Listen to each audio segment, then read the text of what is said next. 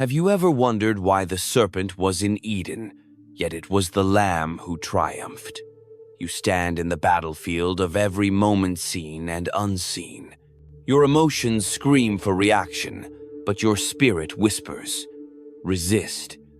And in that hesitation, power is born. You were never meant to be a slave to your impulses. That rage boiling beneath the surface, it's a weapon, yes, but only in the hands of one who bows first before the throne.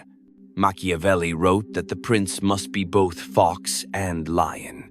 But you are the wolf submitted to the shepherd, silent, calculated, moved by divine instinct, not emotional noise. This is where dominance begins, not with shouting, but with silence, not with fire, but with stillness. You've been told emotional control is weakness. They lied. It is warfare at the highest level. Angels wage it. Christ mastered it in Gethsemane. He sweated blood but never broke. He wept but walked to the cross. Emotional control is not suppression, it is surrender to a greater authority. It is letting God weaponize your restraint. You see, fear doesn't obey volume. Anger doesn't move heaven. Only obedience does. And obedience begins with owning your atmosphere. That means governing what rises inside you before it becomes action, before it becomes sabotage. You think strategy is about steps.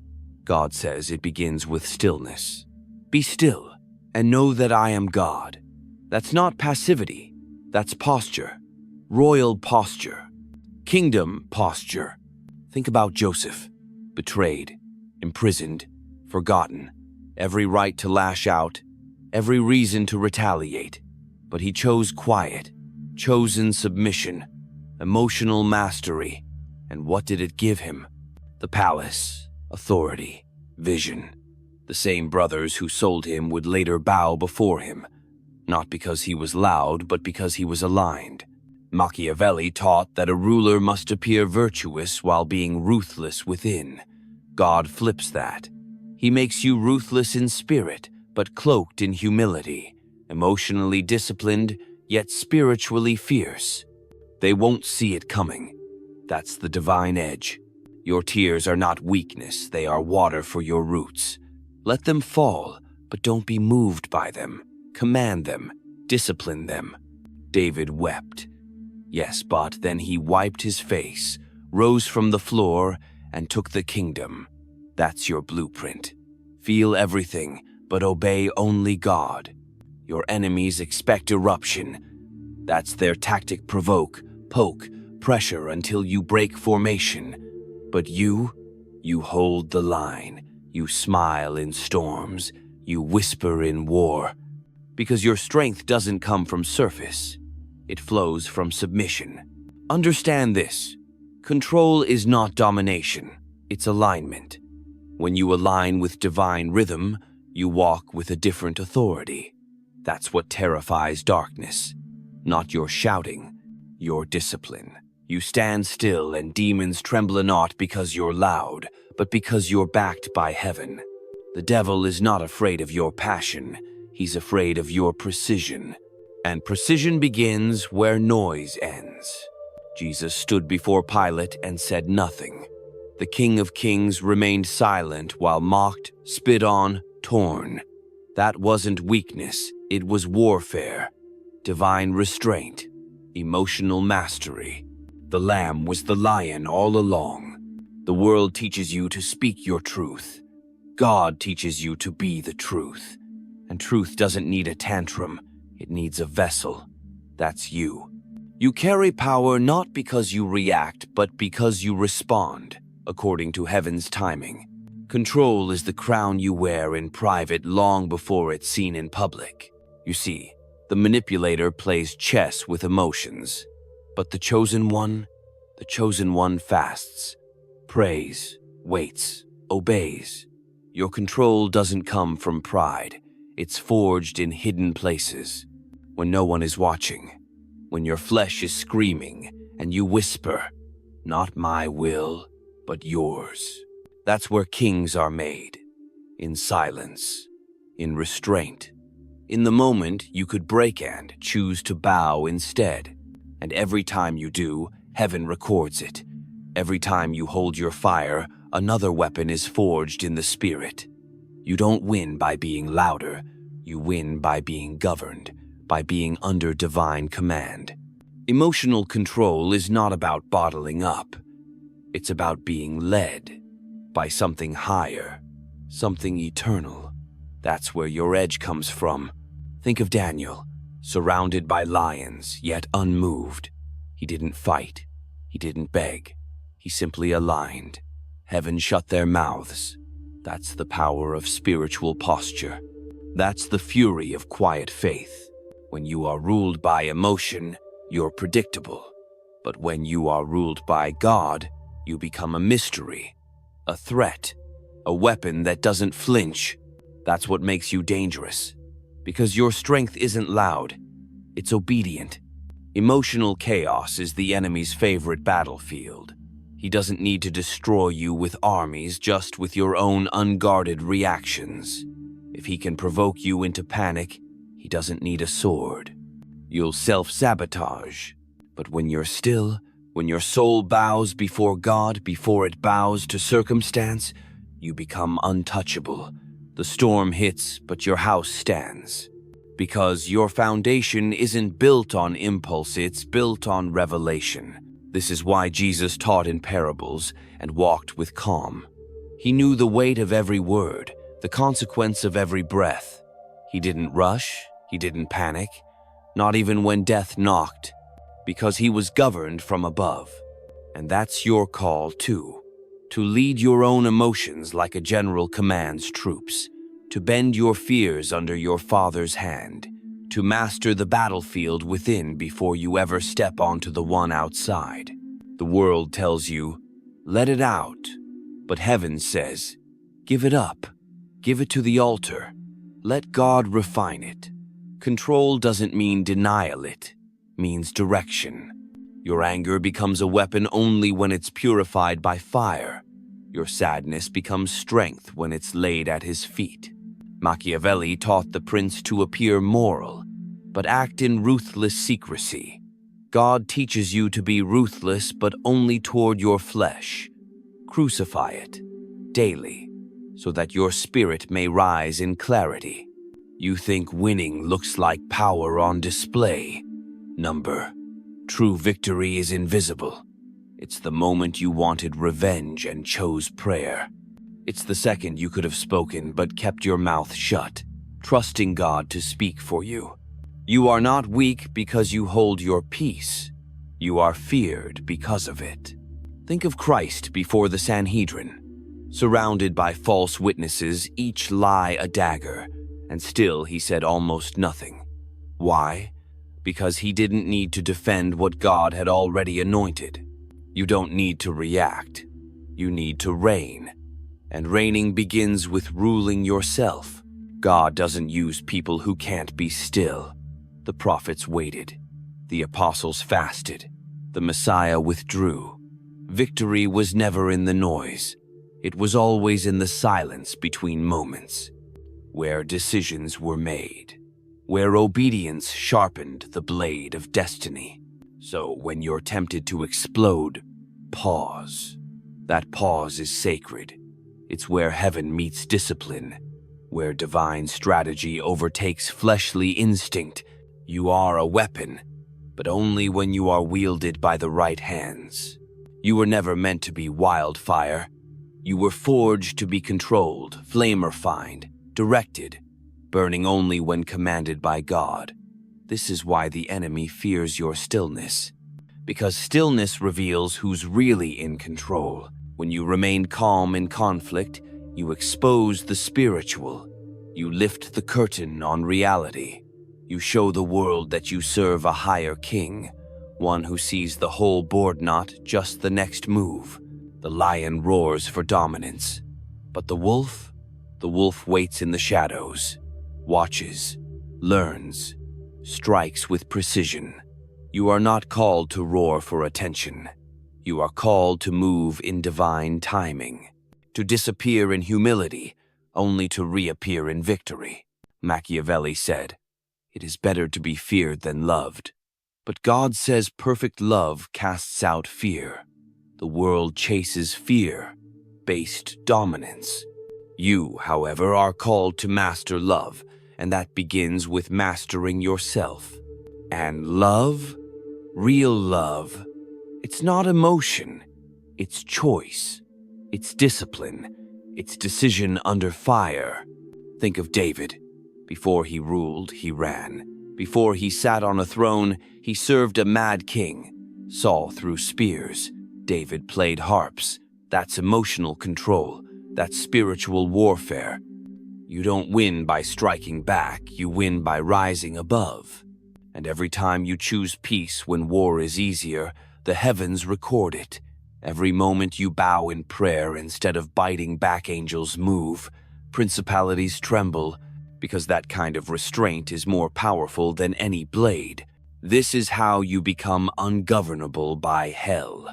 When your emotions are no longer their playground, when your silence becomes thunder, when your obedience becomes warfare. The devil can't tempt what he can't provoke. He throws shame, you're unmoved. He throws fear, you're still.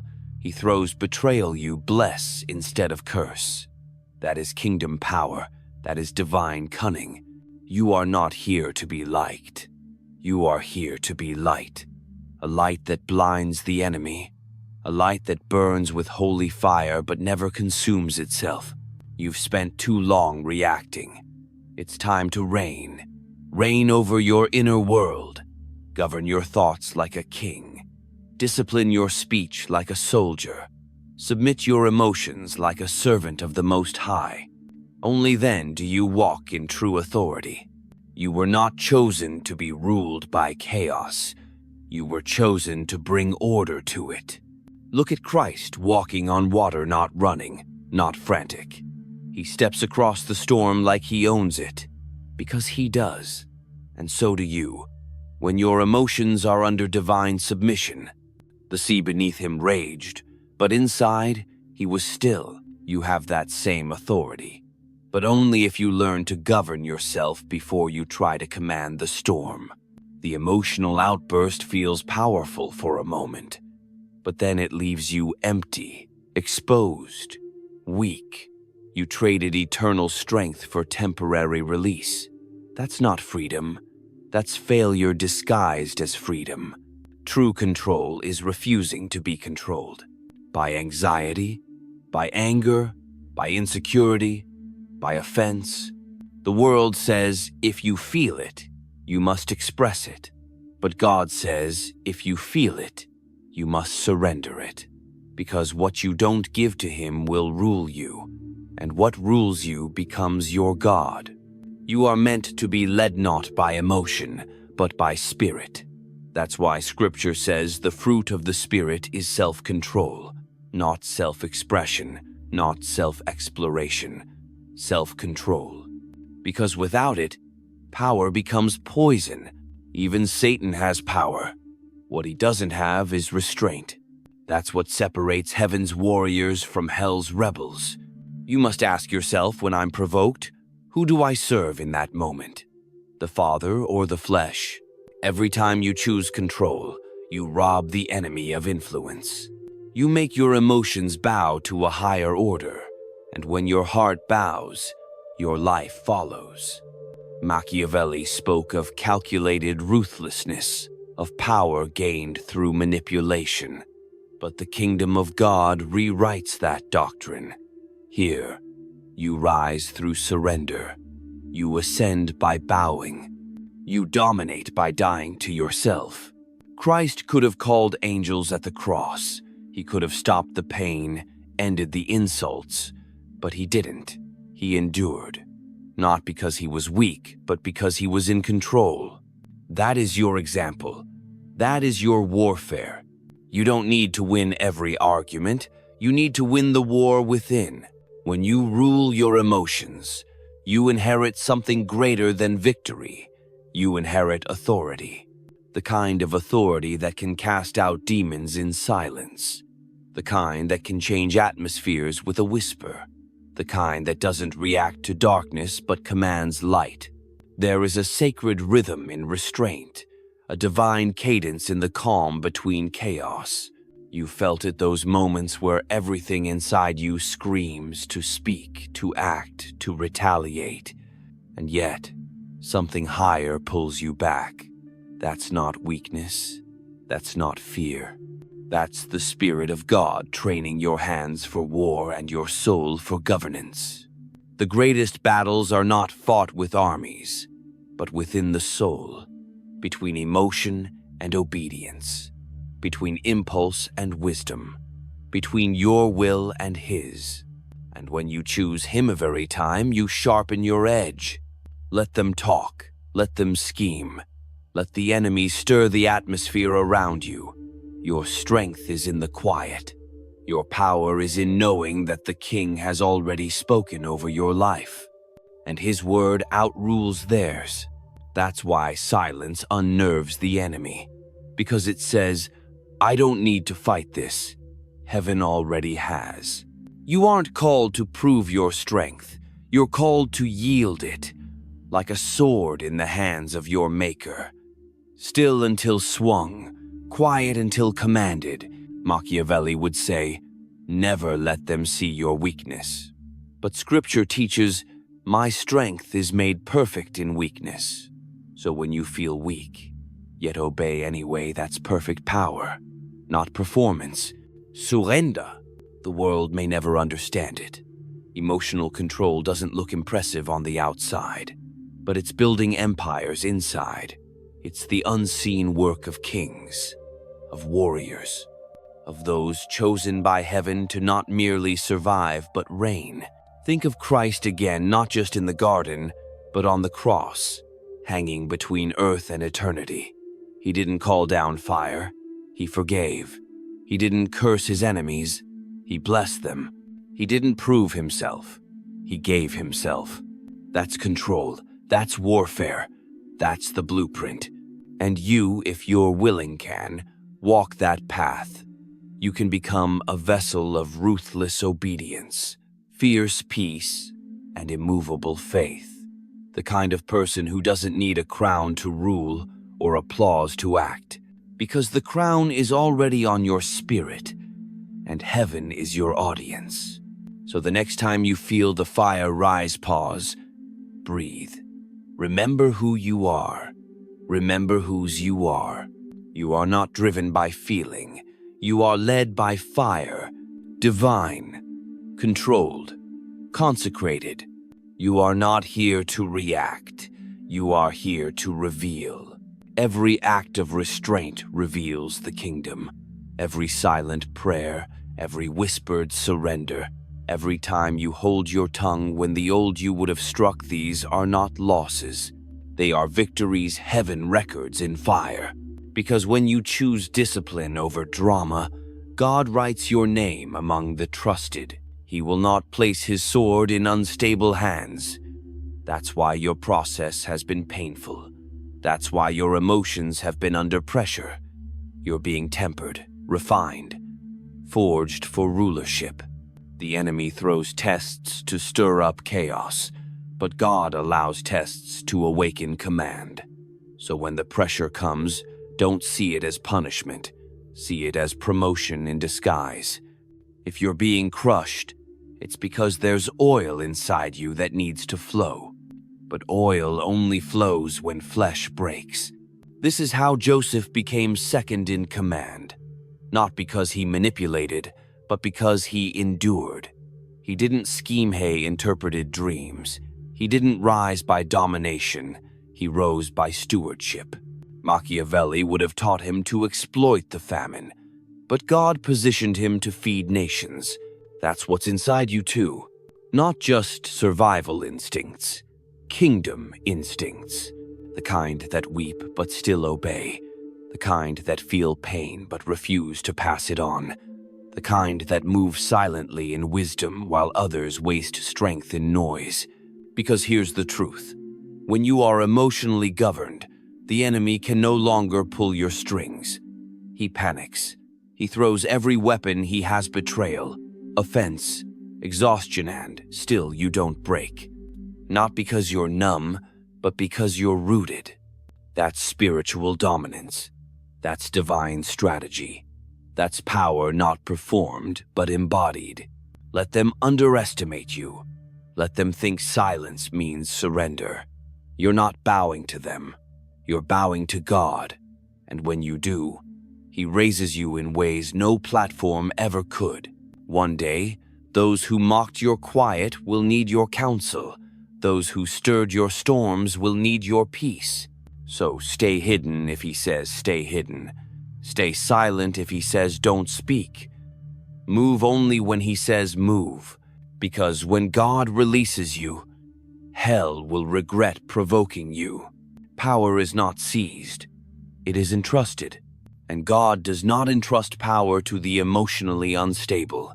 He gives it to the ones who've been crushed but kept their clarity. The ones who had every right to react but chose reverence instead. You are being trusted with influence. Not the kind that roars for attention, but the kind that moves mountains when no one's watching. This is why the process feels hidden. Why your growth has been silent. Why your elevation has come through storms, betrayal, delay.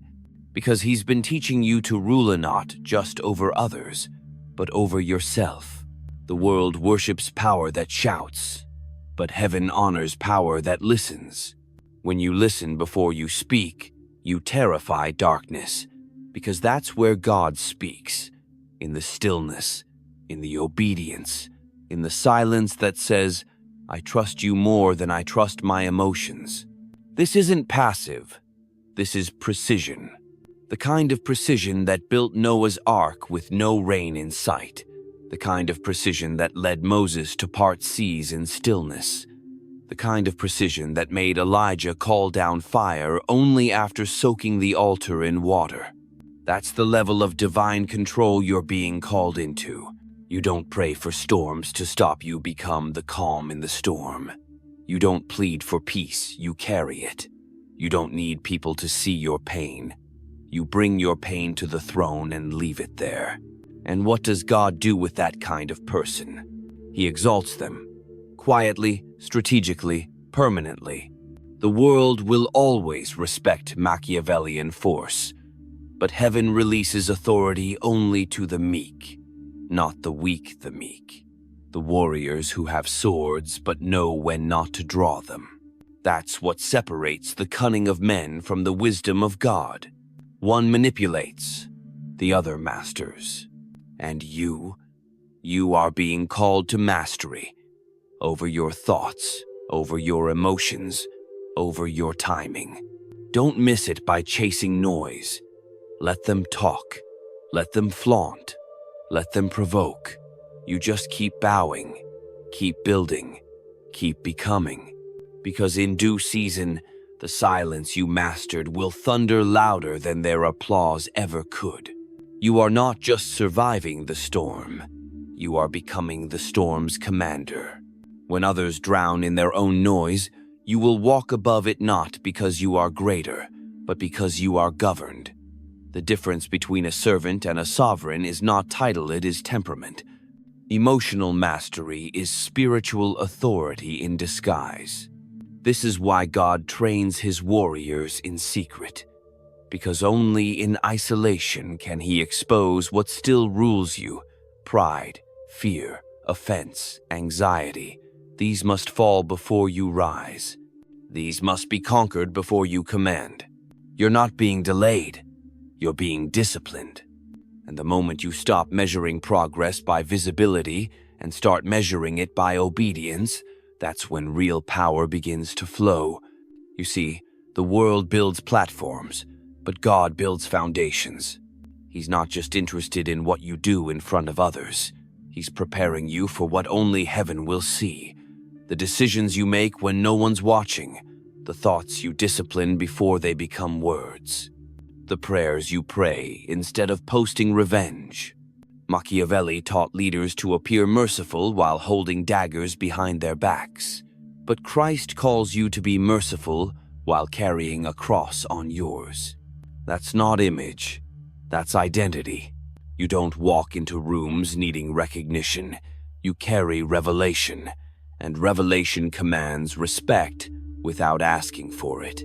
They'll wonder how you stayed calm, how you didn't respond when they attacked, how you kept showing up after rejection. It's because you know where your strength comes from. You don't need validation. You already have vision. You are guided, governed, covered. And that makes you dangerous in a world of chaos. You're not driven by ego. You're driven by eternity. That's why your silence speaks louder than their strategies. That's why your restraint feels like rebellion to the systems of this world. Because when you refuse to react like everyone else, you rise like no one else. Heaven is not looking for performers, it's looking for possessed vessels, possessed by peace, ruled by righteousness, governed by God. And those who master themselves in secret will carry kingdoms in public. The silence you endure today is forming the roar of tomorrow. Every moment you hold your peace, you forge a weapon sharper than any sword. Every second you restrain your voice, your spirit grows louder in the courts of heaven. You are not just walking through life, you are being sharpened like a divine blade. The edge of your calling is not honed in applause, but in obscurity. And your enemies? They think your silence is surrender. They think your humility is hesitation, but they have no idea you are aligning, listening, waiting for the signal from the throne. Because the most dangerous warrior is not the loudest one. It's the one who waits, who hears the whisper of God before making a move, who doesn't need the crowd to confirm what heaven has already decreed.